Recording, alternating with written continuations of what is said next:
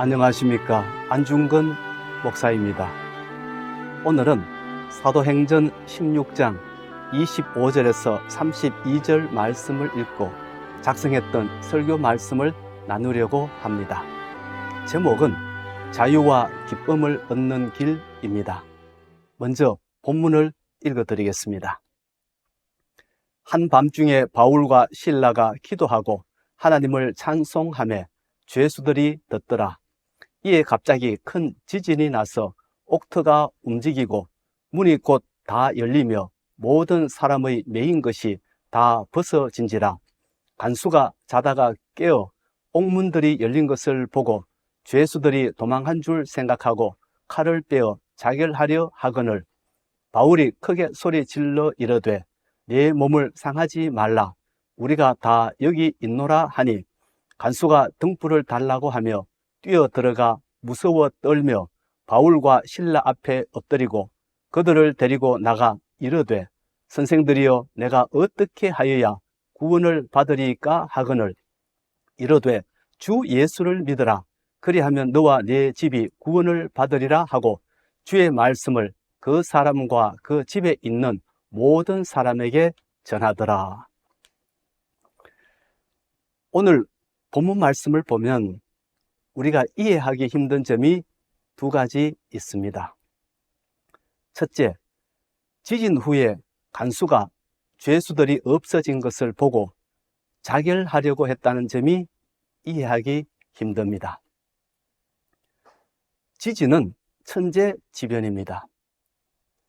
아무리 무지막지한 고대 세계라 할지라도 천재지변에는 책임을 물을 수 없습니다. 더군다나 로마는 법으로 제국을 다스렸던 법치국가였습니다. 그런데 간수가 천재지변으로 인해 죄수들이 탈주한 것에 대해 책임을 지고 자결하려고 했다는 것이 이해하기 힘듭니다. 둘째, 바울과 실라가 도망가지 않고 그대로 있다는 것을 확인한 후에 간수가 바울과 실라에게 선생들이여 내가 어떻게 하여야 구원을 받으리까 하고 물었다는 점이 또한 이해하기 힘듭니다. 죄수들이 도망가지 않았다면 간수는 더 이상 책임질 일도 없습니다. 그런데 간수는 바울과 실라에게 어떻게 하면 구원을 받을 수 있느냐고 물었습니다.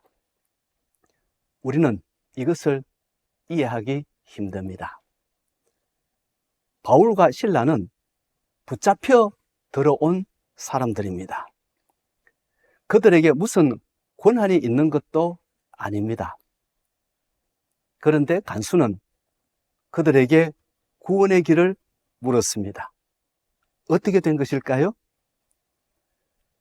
더군다나 구원이란 용어는 종교적 용어입니다.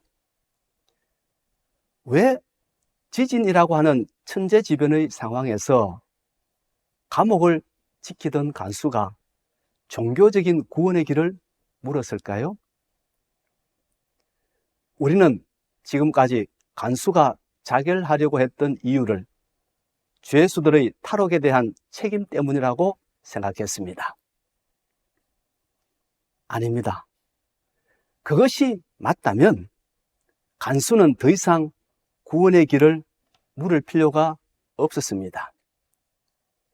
죄수들이 도망가지 않고 그대로 있는 상황인데 왜 구원의 길을 물었는지 이해가 되지 않습니다. 여러분, 그렇지 않습니까? 간수가 법적으로 책임질 일이 없었음에도 불구하고 구원의 길을 물었던 이유는 이것이 법적인 문제가 아니라 종교적인 문제였기 때문입니다. 사도 바울 당시 로마는 고대 세계의 모든 나라가 그랬듯이 이원론적 사회였습니다. 이원론적 사회란 이 세상이 두 영역으로 구성되어 있다는 세계관입니다. 하나는 사람들의 영역이고 다른 하나는 신들의 영역입니다. 사람들의 영역은 국가와 사회 같은 사람들이 모여서 살아가는 영역을 말하고, 신들의 영역은 하늘과 땅과 바람과 비와 같은 자연세계의 영역을 말합니다. 그리고 이 두 영역의 통치자는 서로 다르다고 믿었습니다. 사람들이 살아가는 국가나 사회의 영역은 황제나 왕이 다스리지만, 하늘이나 땅과 같은 자연세계의 영역은 신들이 다스린다고 믿었습니다. 그렇기 때문에 로마 제국에 속해 있는 모든 사람은 왕의 통치에도 순종해야 했지만, 동시에 자연세계를 다스리는 신들의 통치에도 순종해야 한다고 생각했습니다.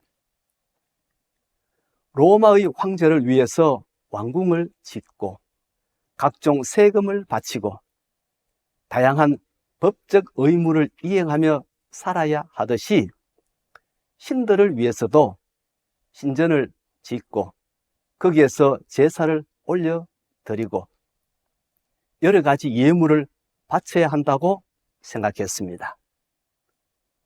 그리고 로마 제국의 백성이 황제나 왕의 명령을 거역하거나 법을 어기게 되면 가혹한 벌을 받아야 하듯이, 신들을 모독하거나 신들의 심기를 건드리면 무서운 벌을 받게 된다고 생각했습니다. 때로는 목숨까지 잃을 수도 있다고 믿었습니다. 실제로 요한복음에 보면 그 당시 사람들의 이러한 모습을 볼 수 있습니다. 예수님 당시 유대인들 가운데 상당수가 예수님이 행하신 표적을 보고 예수님을 메시아로 믿고 따랐습니다. 그리고 유대인들이 생각했던 메시아는 다윗과 같은 정치적 왕이었습니다. 그러니까 예수님을 정치적인 왕으로 믿고 따랐던 것입니다. 그러자 대제사장들이 공회를 모아서 이 문제를 갖고 의논을 했습니다. 만약 이 상황을 그대로 두면 더 많은 사람이 예수님을 따라 다닐 것이고, 그렇게 되면 로마 황제가 이것을 정치적인 반역 행위로 보고 유대 땅에 군대를 보내어 유대인들을 무자비하게 죽일 것이라 생각했습니다. 그래서 나온 결론이 차라리 예수님을 죽이자는 것이었습니다. 예수님 한 명을 죽임으로써 민족을 위기에서 구하자는 것이었습니다. 이것을 보면 유대인들이 로마 황제의 통치를 얼마나 두려워했는지를 알 수 있습니다. 그뿐만 아닙니다. 고대 세계 사람들은 신들의 진노도 두려워했습니다. 그래서 로마 신화에 보면 프로메테우스라는 신이 나옵니다. 프로메테우스는 최고의 신이었던 제우스의 명령을 어기고 인간 세상에 불을 가져다 줍니다. 그래서 사람들은 불이 주는 즐거움과 혜택을 누리며 행복하게 살았지만, 그와 반대로 프로메테우스는 제우스로부터 무서운 형벌을 받게 됩니다. 제우스는 프로메테우스를 코카서스 돌산에 쇠사슬로 묶어놓고 낮에는 독수리를 보내어 간을 파먹게 하고 밤에는 그 간을 다시 회복시키는 무서운 형벌을 부과했습니다. 그러자 프로메테우스는 죽고 싶어도 죽지 못한 채 매일 똑같은 고통을 당해야만 했습니다. 이와 같이 신들의 진노를 받으면 신적 존재나 사람은 죽음보다 더 무서운 고통을 당하게 된다는 것이 그 당시 사람들의 생각이었습니다. 오늘 본문 말씀은 이러한 시대적 배경 가운데 기록된 말씀입니다. 그러므로 우리가 본문 말씀을 해석할 때 이것을 염두에 두고 해석해야 합니다. 그렇지 않으면 우리는 엉뚱한 결론에 도달할 수 있습니다. 우리가 이러한 시대적 배경을 염두에 두고 본문을 해석할 때 주목해서 보아야 할 부분은 크게 4가지입니다. 첫째는 귀신이 바울과 실라를 따라다니며 외쳤던 말입니다. 사도행전 16장 17절 말씀입니다. 이 사람들은 지극히 높은 하나님의 종으로서 구원의 길을 너희에게 전하는 자라. 귀신이 바울과 실라의 정체성을 폭로했습니다. 바울과 실라는 지극히 높은 하나님의 종이라는 것입니다. 지극히 높은 하나님이란 신들 가운데서도 가장 높은 신, 그런 하나님이란 뜻입니다. 그러므로 바울과 실라는 보통 사람이 아니고 가장 높은 신이 보낸 종이라는 것입니다. 둘째는 바울이 그 귀신을 쫓아내었던 사건입니다. 사도행전 16장 18절 말씀입니다. 이같이 여러 날을 하는지라 바울이 심히 괴로워하여 돌이켜 그 귀신에게 이르되 예수 그리스도의 이름으로 내가 네게 명하노니 그에게서 나오라 하니 귀신이 즉시 나오니라. 바울과 실라의 정체성을 고발했던 귀신이 바울의 명령에 여지없이 쫓겨났습니다. 이것은 바울과 실라가 지극히 높은 하나님의 종이라고 폭로했던 귀신의 말이 맞았다는 것을 증명하는 셈이 되었습니다.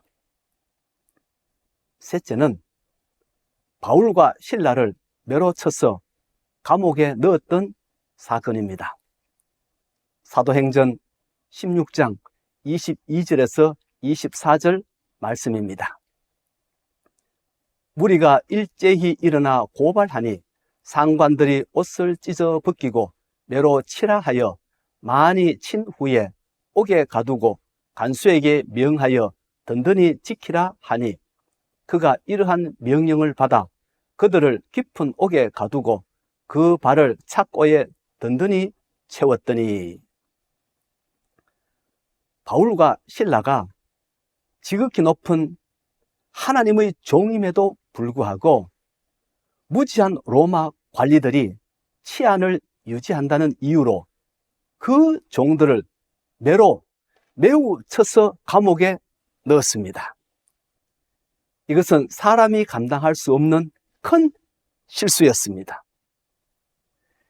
인간 세상의 관리자들이 자연세계의 통치자인 신의 자존심을 건드린 것이기 때문입니다.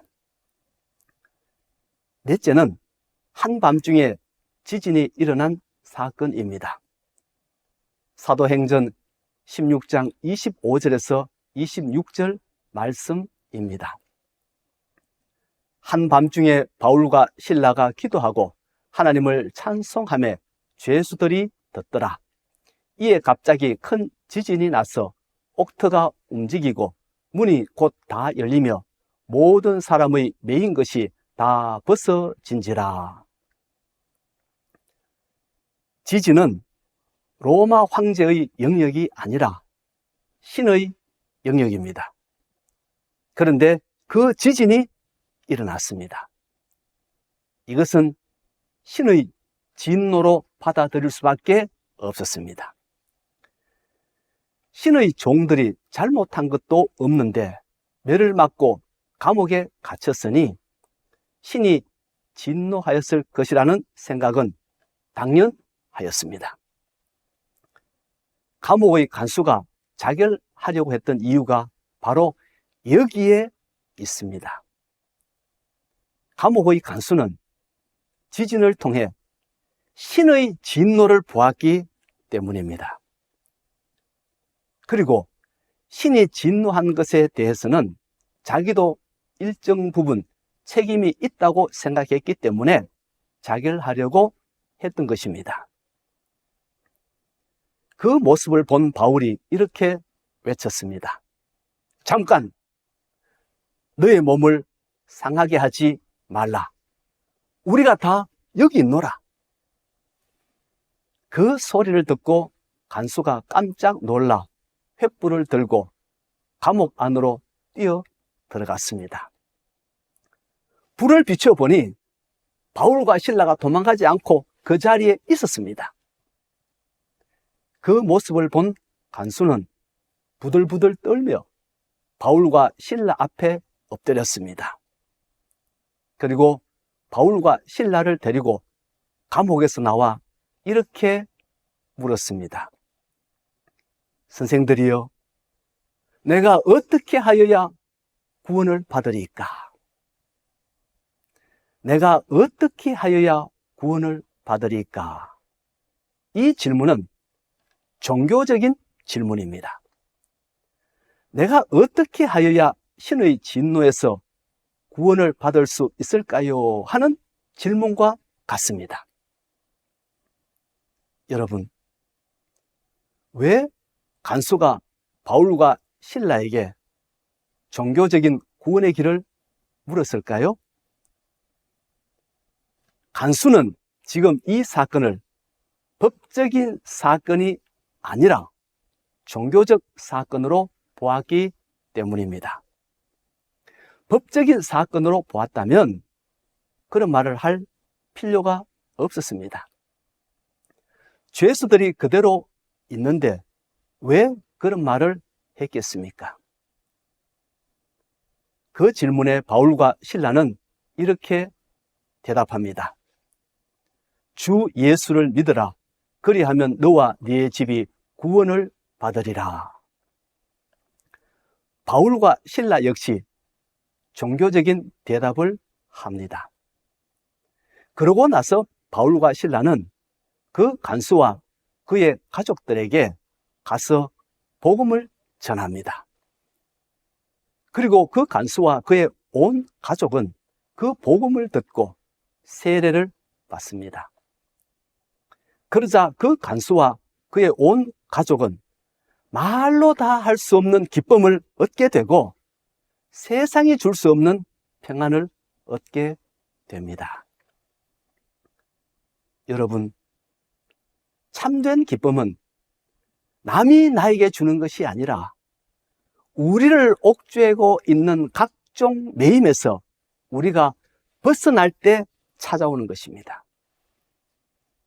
그런데 우리는 자꾸만 돈으로 기쁨을 사려고 합니다. 돈으로 좋은 집을 사고, 돈으로 좋은 차를 사고, 돈으로 좋은 옷을 입고, 돈으로 맛있는 것을 사 먹음으로써 기쁨을 얻으려고 합니다. 그러나 참된 기쁨은 그렇게 할 때 찾아오는 것이 아닙니다.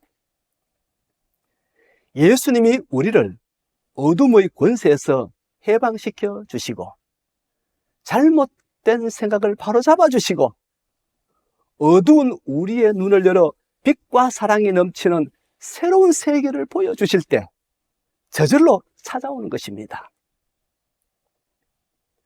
사도행전 16장에는 귀신에 매여 있던 어린 소녀와 신화에 매여 있던 간수가 어떻게 자유를 찾게 되었고, 어떻게 해방되었고, 어떻게 기쁨을 얻게 되었는지를 기록하고 있습니다.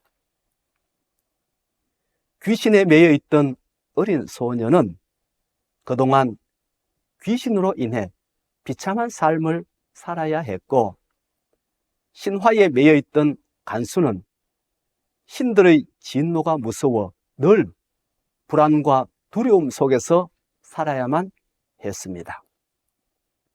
그래서 지진과 같은 자연 현상에도 스스로 목숨을 끊으려고 했던 어리석음 속에 살아야 했습니다.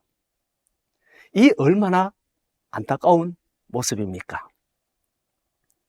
예수님은 이런 사람들에게 참된 해방을 주시고 참된 자유를 주시고 세상이 줄 수 없는 참된 기쁨을 주시기 위해 오셨습니다. 사랑하는 성도 여러분, 모든 억눌림에서 해방되고 싶습니까? 그래서 참된 기쁨과 행복을 얻고 싶습니까? 그렇다면 예수님을 만나보세요. 그러면 예수님이 간수에게 주셨던 그 자유와 기쁨을 여러분들에게도 주실 것입니다. 요한복음 8장 36절 말씀입니다. 그러므로 아들이 너희를 자유롭게 하면 너희가 참으로 자유로우리라. 여러분, 오늘 이 시대에도 사도행전 16장에 나오는 귀신 들린 여종이나 감옥의 간수처럼 무언가에 매인 채, 무언가에 눌린 채 살아가는 분들이 참 많습니다. 어떤 사람은 자녀에게 매여 살아가는가 하면 어떤 사람은 돈에 매여 살아가고 어떤 사람은 육신의 정욕과 안목의 정욕과 이생의 자랑에 매여 살아갑니다.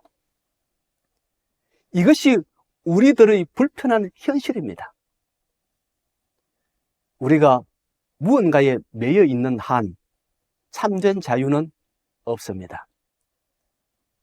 자녀에게 매여 있는 사람은 자녀의 말 한마디에 천국과 지옥을 들락거리고, 돈에 매여 있는 사람은 돈 몇 푼에 울기도 하고 웃기도 합니다. 건강에 매여 있는 사람은 온갖 보험에 가입하고도 불안해서 어쩔 줄을 모릅니다. 조금만 아파도 내가 이러다가 혹시 죽는 것은 아닐까 하고 불안해서 견디질 못합니다.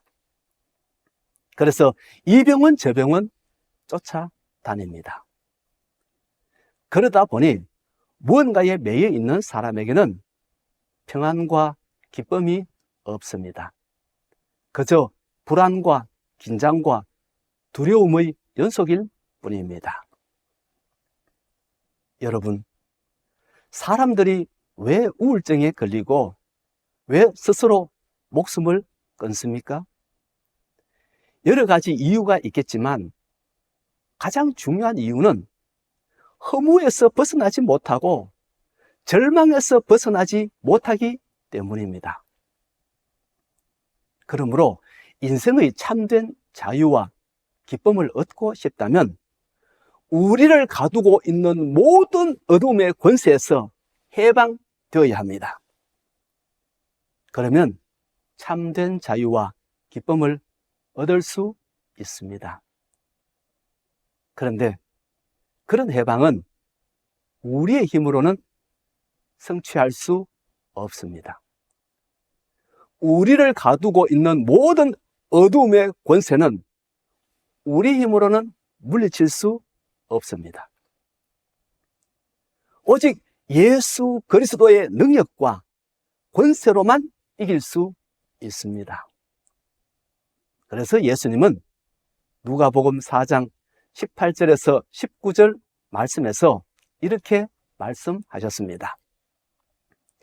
주의 성령이 내게 임하셨으니 이는 가난한 자에게 복음을 전하게 하시려고 내게 기름을 부으시고 나를 보내사 포로된 자에게 자유를, 눈먼 자에게 다시 보게 함을 전파하며 눌린 자를 자유롭게 하고 주의 은혜의 해를 전파하게 하려 하심이라 하였더라. 예수님은 헛된 신화에 포로된 자에게 자유를 주시기 위해 오셨고, 헛된 세계관과 가치관에 눈먼 자의 눈을 열어 주시기 위해 오셨고, 헛된 욕망에 갇힌 자를 자유롭게 하시기 위해 오셨다고 합니다. 그러므로 예수님을 영접하고 그분의 말씀에 귀를 기울인다면 우리는 각종 매임에서 해방되어 참된 자유를 얻게 되고 어두운 세계를 밝히는 빛을 얻게 되고, 그래서 세상이 줄 수 없는 기쁨을 얻게 될 것입니다. 사도행전 16장 33절에서 34절 말씀입니다.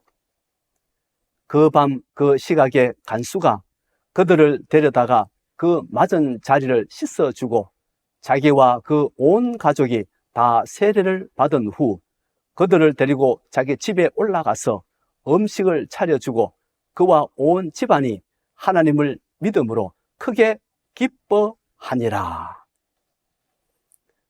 오늘은 여기까지 하겠습니다. 제가 잠깐 기도하고 마치겠습니다. 하나님 아버지, 우리는 어둠의 세상에서 무지와 어둠이 주는 미임 속에 살아갈 수밖에 없는 연약한 인생들입니다. 그러나 그렇게 비참하게 살아가는 우리를 구원하시기 위해 예수님이 오셨습니다. 우리를 각종 얽매임에서 해방시켜 주시고 우리를 누르는 각종 어둠의 권세에서 자유함을 주시기 위해 이 땅에 오셨다고 합니다. 주님 고맙습니다. 주님의 말씀 우리가 깊이 가슴 속에 새기고 주님을 모시고 살아가는 저희들이 되고 말씀에 순종함으로 이 어둠의 권세에서 벗어나는 저희들이 될 수 있도록 은혜 베풀어 주시옵소서. 그리하여 저희들도 참된 기쁨을 얻고 살아가는 그러한 인생이 될 수 있도록 도와 주시옵소서. 예수님 이름으로 기도하옵나이다. 아멘.